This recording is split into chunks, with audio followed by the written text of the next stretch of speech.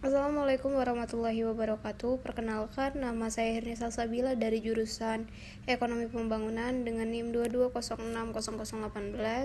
Saya akan menjelaskan materi bab 11 yaitu metode dan distribusi sampling. Masuk pada bagian 3, statistik induktif, ada metode dan distribusi sampling, kemudian ada pengertian populasi dan sampel. Ada teori pendugaan statistik, metode penarikan sampel, pengujian hipotesis sampel besar, kesalahan penarikan sampel, pengujian hipotesis sampel kecil, distribusi sampai rata-rata dan proporsi, analisis urgensi dan korelasi linear, distribusi sampel selisih rata-rata dan proporsi, analisis regresi dan korelasi berganda, faktor koreksi untuk populasi terbatas, fungsi, variabel, dan masalah dalam analisis regresi, dalil batas tengah. Ini merupakan contoh populasi dan sampel. Populasi dapat diartikan sebagai kumpulan dari semua kemungkinan orang-orang dan benda-benda serta lainnya. Kemudian, untuk yang bagian kecil tersebut merupakan sampel. Sampel adalah bagian dari populasi yang mendapat perlakuan khusus. Selain itu, ada juga contoh sampel. Contohnya ketika kita membuat suatu makanan dan kita ingin mengetahui bahwa makanan tersebut layak jual atau tidak. Layak jual atau tidaknya yaitu dengan membagikan sampel. Beberapa sampel ini bisa dibagikan kepada orang-orang agar mereka mencobanya.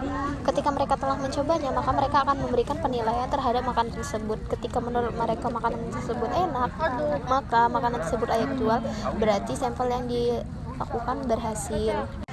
Kemudian ada dua jenis sampel, yaitu sampel probabilitas, sampel non-probabilitas. Sampel probabilitas merupakan suatu sampel yang dipilih sedemikian rupa dari populasi sehingga masing-masing anggota populasi memiliki probabilitas atau peluang yang sama untuk dijadikan sampel. Kemudian ada juga sampel non-probabilitas. Sampel non-probabilitas merupakan satu sampel yang dipilih sedemikian rupa dari populasi sehingga setiap anggota tidak memiliki probabilitas atau peluang yang sama untuk dijadikan sampel. Masuk ke materi selanjutnya yaitu penarikan sampel acak sederhana, yang merupakan pengambilan sampel dari populasi secara acak tanpa memperhatikan strata yang ada di dalam populasi dan setiap anggota populasi memiliki kesempatan yang sama untuk dijadikan sampel. Kemudian ada dua cara sampel acak sederhana. Yang pertama itu dengan sistem kocokan. Sistem sampel acak sederhana, sistem ini sama dengan sistem arisan. Contohnya ketika kita memasukkan nama-nama ke dalam satu kertas, kemudian digulung dan beberapa nama yang keluar itu yang akan dijadikan sampel. Kemudian yang kedua yaitu menggunakan tabel acak, yaitu memilih sampel dengan menggunakan suatu tabel. Dalam penggunaannya ditentukan terlebih dahulu di titik awal atau starting point. Kemudian ada penarikan sampel secara terstruktur. Penarikan sampel acak terstruktur dilakukan dengan membagi anggota populasi dalam beberapa subkelompok yang disebut strata. Lalu suatu sampel dipilih dari masing-masing stratum. Berikut adalah proses stratifikasi.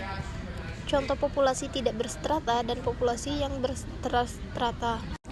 Berikut merupakan hasil jawaban dari gambar yang sebelumnya, yaitu ada bulat, segitiga, dan juga kotak. Kemudian ada penarikan sampel sistematis. Yang dikatakan sampel sistematis apabila setiap unsur atau anggota dalam populasi disusun dengan cara tertentu secara alfabetis dari besar hingga kecil, atau sebaliknya. Kemudian dipilih titik awal secara acak, lalu setiap anggota keka dari populasi dipilih sebagai sampel. Kemudian ada lagi penarikan sampel purposif atau purposive sampling. Penarikan sampel dengan pertimbangan tertentu. Penarikan dengan sampel purposif dibagi menjadi dua cara, yaitu conference sampling, yaitu penarikan sampel berdasarkan keinginan peneliti sesuai dengan tujuan peneliti. Kemudian ada judgment sampling, yaitu penarikan sampel berdasarkan penilaian terhadap karakteristik anggota sampel yang disesuaikan dengan tujuan penelitian. Kemudian ada distribusi sampel dari rata-rata hitung sampel, yang terdiri dari seluruh kemungkinan rata-rata hitung sampel dari suatu ukuran sampel tertentu yang dipilih dari populasi dan probabilitas terjadinya dihubungkan di setiap rata-rata hitung sampel. Masuk ke bagian 3, statistik induktif, ada metode dan distribusi sampling, pengertian populasi dan sampel, metode penarikan sampel, kesalahan penarikan sampel, distribusi rata-rata, proporsi, distribusi sampel, selisih rata-rata, dan proporsi. Kemudian ada juga teori pendugaan statistik, pengujian hipotesis sampel besar, pengujian hipotesis sampel kecil, analisis regresi, dan korelasi linear, analisis regresi dan korelasi berganda, kemudian fungsi, variabel, dan masalah dalam analisis regresi.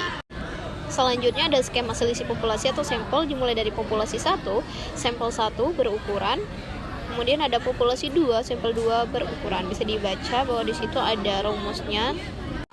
Selanjutnya ada juga skema selisih populasi atau sampel. Pada dasarnya, setiap sampel berukuran N yang diambil dari populasi merupakan variabel random dan cenderung mendekati normal. Oleh sebab itu, distribusi dari selisih rata-rata dan proporsi pada dasarnya juga mengikuti pola distribusi yang normal.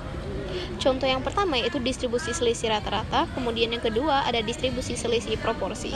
Pada bagian 3 statistik induktif, ada metode dan distribusi sampling, pengertian populasi dan sampel, metode penarikan sampel, kesalahan penarikan sampel, distribusi sampel rata-rata dan proporsi, distribusi sampel selisih rata-rata dan proporsi, faktor koreksi untuk populasi terbatas, dalil batas tengah. Kemudian ada teori pendugaan statistik, pengujian hipotesis sampel besar, pengujian hipotesis sampel kecil, analisis regresi dan korelasi linear, analisis regresi dan korelasi berganda, serta konsep dasar persamaan simultan.